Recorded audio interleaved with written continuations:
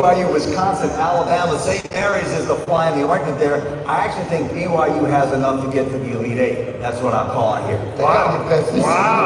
BYU to the Elite Eight, huh? You like offense? I like offense, yeah. And I don't like Alabama right now. Okay, that gives us the East region. The wait is over for half the field. 2 regions down, still 2 to go. Will it be joy or heartbreak? The team still anxiously anticipating their fate in this year's NCAA tournament field. And as we go to break, another look at the reactions of the blissful teams who have secured a spot in the big dance will reveal the Midwest region when the March Madness selection show continues on CBS.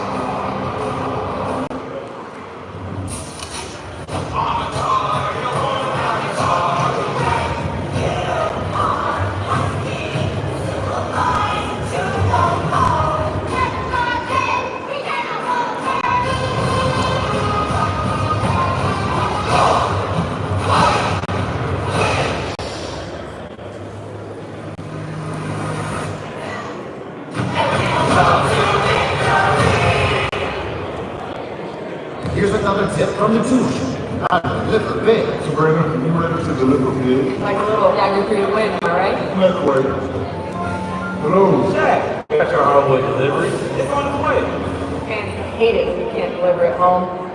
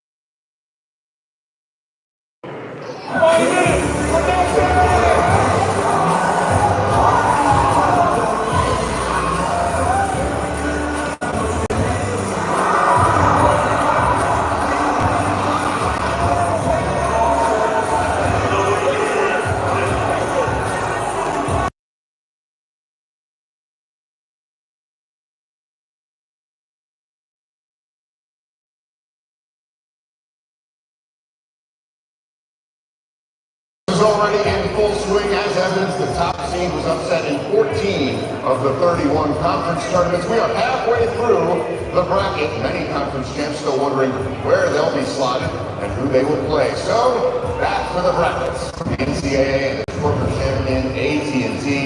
We are now in the Midwest region.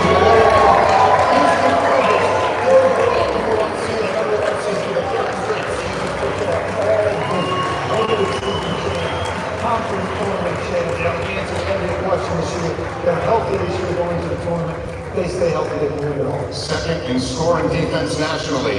And let's say, welcome to the NCAA tournament, SIUE.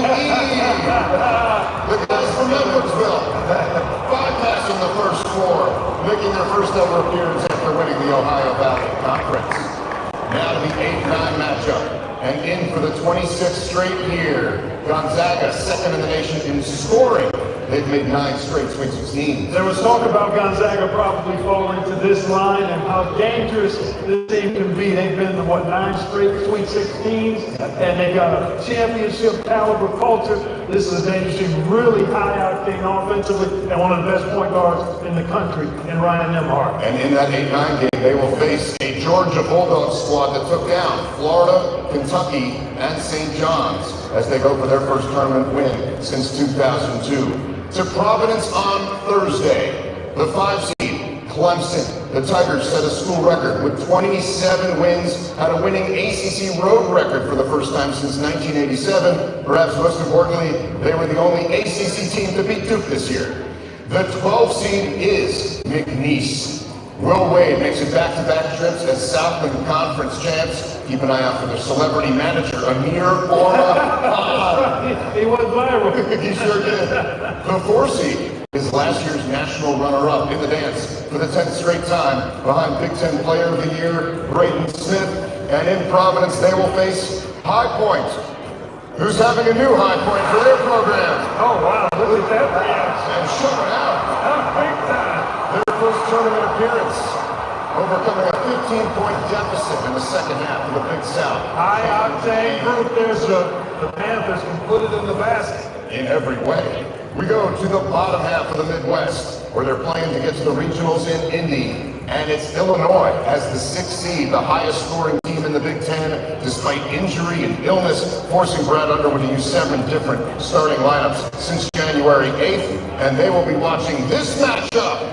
Texas against Xavier in the first 4. So Xavier was 1-9 in quadrant 1, which means that Xavier and North Carolina both in the tournament, a combined 2 and 21 in quad 1. And how about Texas? They had 7 quad 1 wins, but they were underwater in quad 2. That double overtime win over Texas A&M in the league tournament put them in. We've been saying, guys, all season long, SEC, SEC, SEC. The committee apparently agreed.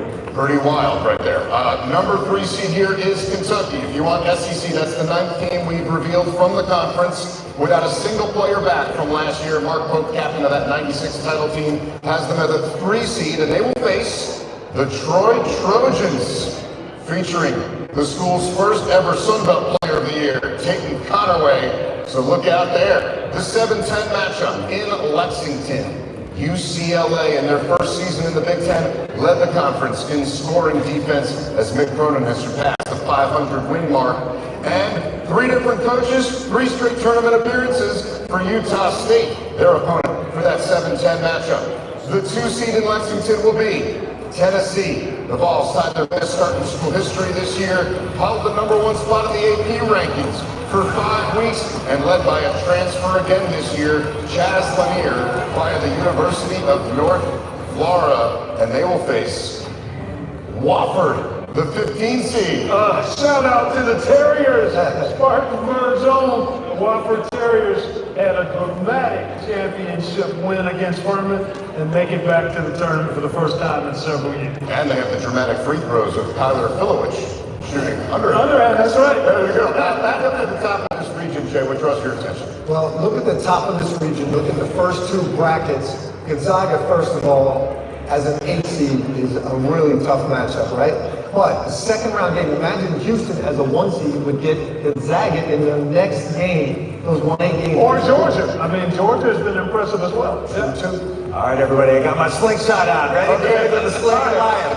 McNeese says the 12 seed, Will Wade, moves on. Shock of the tournament, High Point takes down Purdue. High Point goes to the Sweet 16, and then when you move down to the bottom of the bracket, mild upset. I like Utah State to beat UCLA. At the end of the day, I think you're going to see a lot of SEC with Kentucky and Tennessee, and Tennessee going to the Elite 8. Is that enough for you, Clark? That's a ton right there. You went real I'm You probably should. I mean, you went very much slingshot. Illinois has been a team that's been high octane, extremely impressive. It hit some bubbles, some turbulence because of injury. Can they get it right and regroup and reset? Because they're as good as anybody. And then you got the Texas Xavier first 4 matchup. Wow, that'll be a good one. All right, of course, 1 quadrant still remains. Several teams remain on edge. Among those still waiting